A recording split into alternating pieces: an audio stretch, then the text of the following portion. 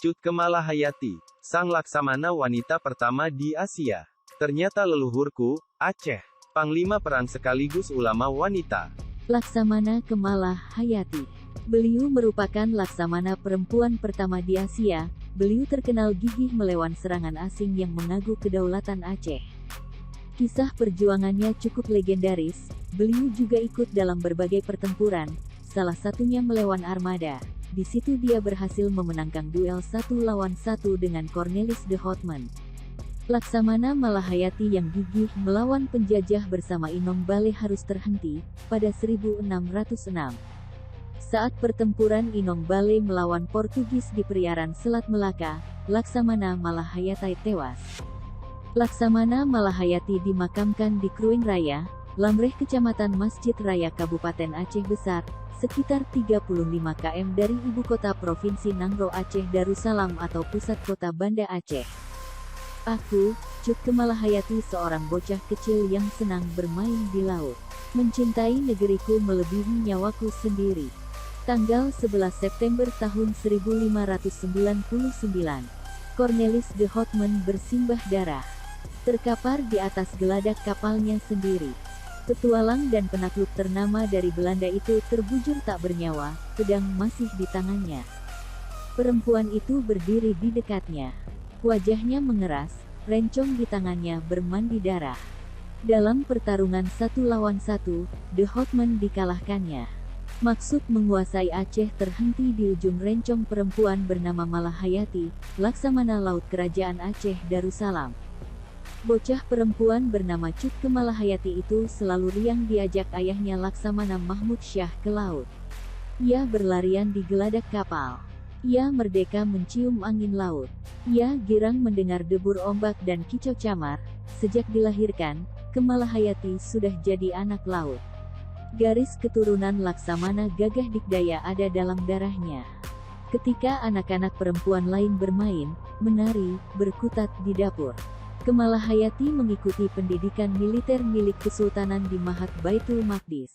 Di akhir abad ke-14, sesuatu yang tak lumrah perempuan mengikuti pendidikan militer. Ayahnya mendukungnya, mengabaikan segala gunjingan. Ia tahu benar anak gadisnya. Cemerlang Kemalahayati. Instruktur orang-orang Turki mengakui kecerdasannya. Gadis muda itu kemudian diangkat menjadi kepala barisan pengawal istana Panglima Rahasia. Menikah ia dengan kakak kelasnya. Bulan madu tak lama. Dalam pertempuran dengan pasukan laut Portugis, suami yang dikasihinya gugur di Selat Malaka. Kemalahayati berduka. Saat itu, Aceh menjadi incaran Portugis, Belanda dan Inggris. Menjadi pintu masuk kolonialisasi di Nusantara, Kemalahayati tak sudi tanah airnya, laut negeri yang dicintainya dikuasai asing. Ia kumpulkan 2000 janda, dibentuknya pasukan Inong Baleh. Perempuan-perempuan yang suaminya gugur di medan laga. Pasukan ini berada di Teluk Lamreh Krueng Raya. Pasukan perempuan yang ditakuti. Tersiar kabarnya hingga tertulis dalam manuskrip di Cina, India dan negara-negara Eropa.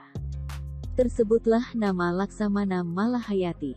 Perempuan perkasa itu pemimpin armada laut, 100 kapal perang, masing-masing mampu memuat 400 sampai 500 prajurit.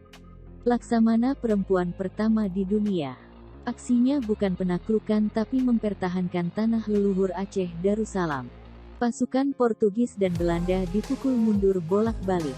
Hingga Ratu Elizabeth pertama harus berpikir ulang pasukannya melewati Aceh. Ratu penakluk itu harus mengirimkan surat meminta izin melewati Aceh. Sampai sudah di telinganya, Admiral Malahayati pemimpin pasukan janda yang tak bisa ditaklukkan. 1606.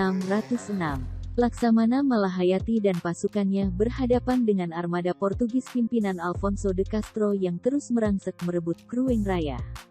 Perempuan itu mengangkat rencongnya tinggi-tinggi, tak surut mundur ia menghadapi siapapun yang akan menguasai Aceh tercintanya. Dia pimpinan, dia berada paling depan, desing peluru dan teriakan kematian mengitarinya. Perempuan bernama Kemalahayati dikabarkan syahid dalam pertempuran itu. Laut berduka, camar dan debur ombak menebarkan doa.